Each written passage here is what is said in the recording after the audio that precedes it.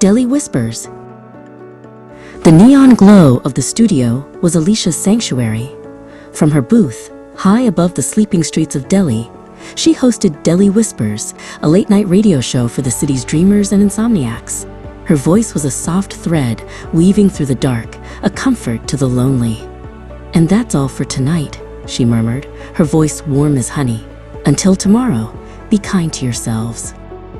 As she reached to kill the power, a violent burst of static erupted in her headphones, sharp as a scream. Through the noise, a voice clawed its way out, distorted, desperate, and terrifyingly familiar. It was a ghost of her own voice, aged by fear. "Alicia," it rasped, "don't hang up. Please, listen." The voice sharpened, laced with an impossible urgency. "Tomorrow, noon, the Qutub Minar. There will be a tremor, but it's not what it seems. You have to be there. You have to stop it. It's the first domino." The voice dissolved back into static, leaving a humming silence that felt heavier than any sound. A prank? A technical glitch? Alicia spent the night pacing her apartment, the city lights a blur below. The logical part of her brain screamed that it was impossible. But the raw, pleading emotion in that voice, her voice, had felt more real than anything. It was the sound of her own soul, crying out for help across time. She went.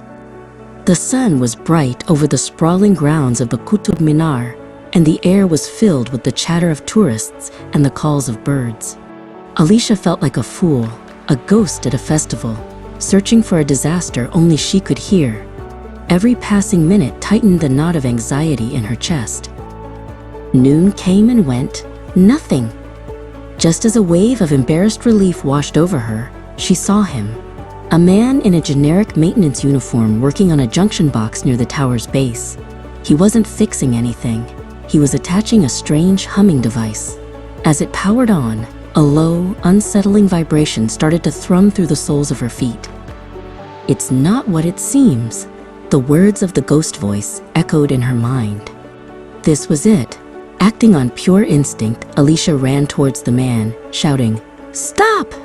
There's a gas leak. Everyone get back." Her sudden, panicked cry startled him. He fumbled the device, and it clattered to the ground, its low hum dying instantly. The man shot her a look of pure venom, then hastily scooped up his equipment. Without a word, he shoved his way into the throng of curious onlookers and vanished.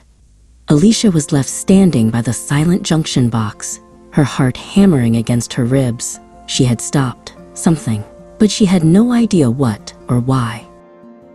That night, the studio felt different. It was no longer just a room, but a listening post. She waited. Right on schedule, the static returned, and then the voice, filled not with panic, but with profound relief. "You did it, Alicia." It was a resonant frequency device, designed to create microfractures in the foundation. "You pulled the first thread." "Why me?" Alicia whispered, her own voice trembling as she spoke into the microphone. The voice from the future answered, its tone now steady and strong. "Because you know how to listen, and because our city needs someone who does." The connection faded, leaving Alicia alone in the neon glow, the weight of a million untold futures settling upon her. Her show had a new purpose, and so did she.